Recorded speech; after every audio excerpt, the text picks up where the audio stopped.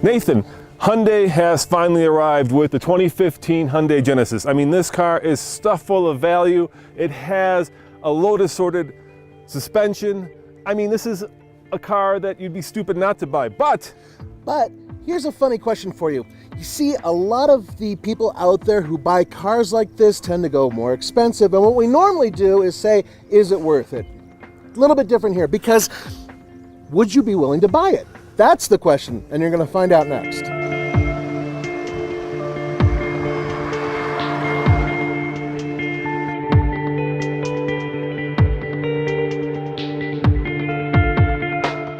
the last Genesis, let's face it, was a great car, but it was a little bit frumpy. It had that old man vibe, which is never good when you're trying to sell cars to even old men.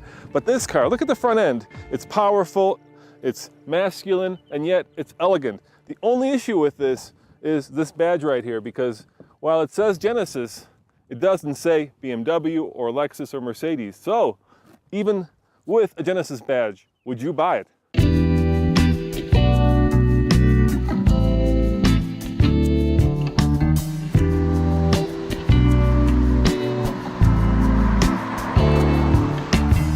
What you're looking at here is the base engine, which isn't so bad because it's a 311 horsepower 3.8 liter V6 that puts out 293 pound-feet of torque. It's hooked up to an 8-speed automatic transmission, taking all the power to the rear wheels. Hallelujah. Now, if you really want more power, there is a V8 that's available, and brand new, all-wheel drive is available as well. That puts it in the leagues of Lexus and Audi. That's pretty impressive.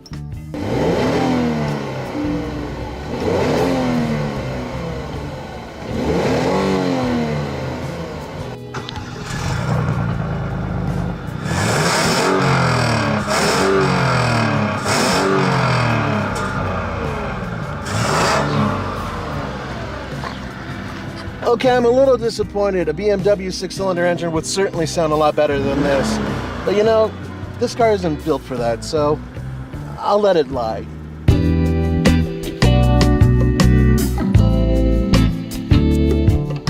The cool thing about this car, in my opinion at least, is that it's rear-wheel drive, which is, the way God intended cars to be driven. You steer with the front wheels and you push with the back. Yeah, absolutely. And there's something about the way this rides that imparts that feel. So when I'm going through a corner, granted, this is not a sports car, furthest thing from it. But when I push and going around that corner, you kind of get the feeling that it's being urged on rather than pulled through. Yeah. So what do you think of the driving experience? How does it handle? It's a little squishy. It's a little squishy. Yeah. And All right. Try the paddle shifter, see what it's like. These are tiny paddle shifters. Let the Hyundai Genesis fly, man. Yeah, there you go. It's shifting me before redline. I got up to 6,000 RPM and it wouldn't let me go past it. And redline is 6,500 RPM.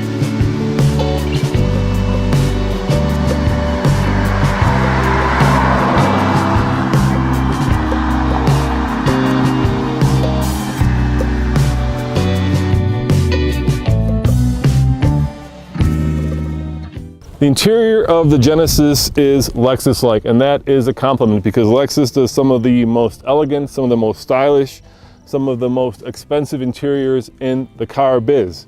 Everything you touch is soft, everywhere you look is pleasing to the eye, and it is just stuffed full of electronics. Heads-up display, blindside monitoring, cross-traffic alert, you name it, this car has it, all for $50,000.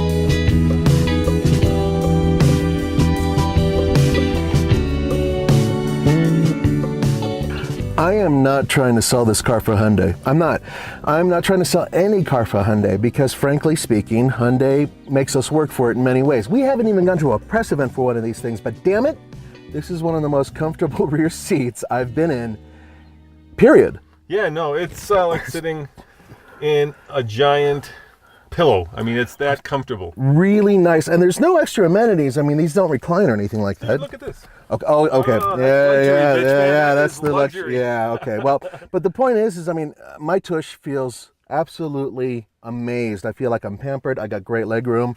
Headroom is pretty good. Damn it. But would you buy it?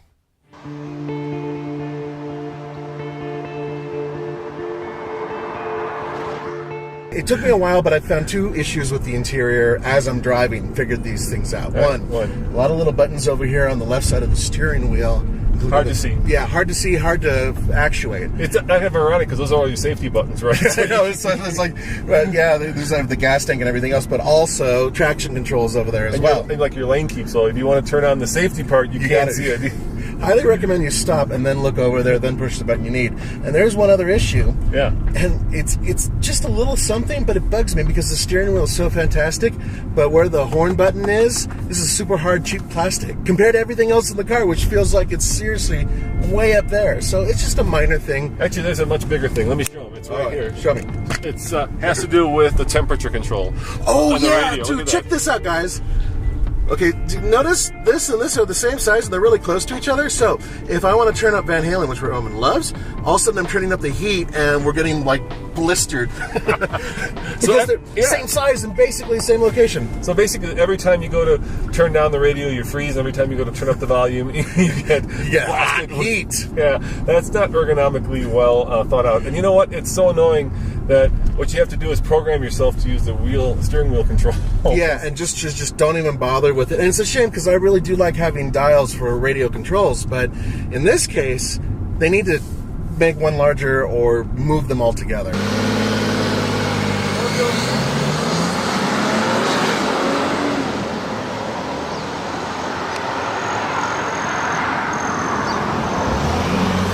You know, Nathan, the issue here is it's a $50,000+ car, but you're buying it next to cars that cost a lot less at the Hyundai dealership. So yeah, it does have a Genesis badge, but it's sold through a Hyundai dealership, and people are going to have issues with that. Oh yeah.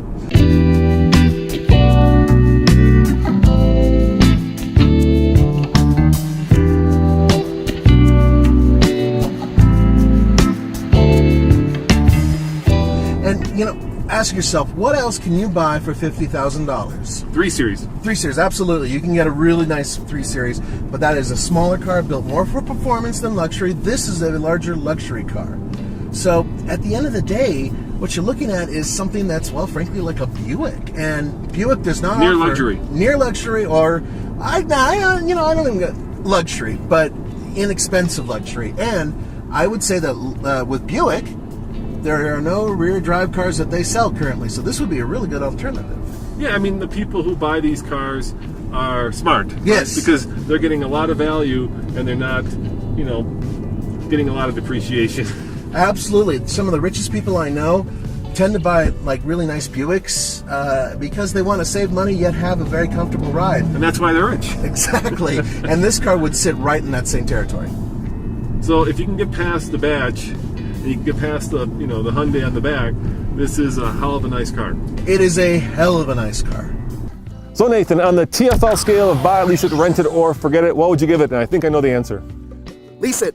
All right, that wasn't what I was expecting. Okay, then there's a quick reason why, and that's because when you go to a Hyundai dealership, this is there, but it's next to an Accent and a Veloster. It doesn't have its own brand identity. It is a Hyundai at the end of the day, and a lot of people have a problem with that. Now, on the other hand, of course, it's a very good car for a very little amount of money in terms of whatever bracket it lives in, but it's a good point. Yeah, and it's still a Hyundai. When people buy a BMW, they buy performance. Yes. When they buy a Lexus, they're buying perfection or whatever Lexus, right? Yeah. When you're buying a Hyundai, you're buying value, but at $50,000, that's not such a selling point to a lot of people. You want that Lexus badge, and you don't want, well, whatever that is. It's kind of Chrysler-looking thing, isn't it? But having said that, on the TFL scale, I'm going to give it a buy it. And the question is, would you buy it? As always, this is Roman. And Nathan. Saying thanks for watching, and check out TFL for everyday Reviews. No, real world reviews. That's right. That's our new mantra. Ciao.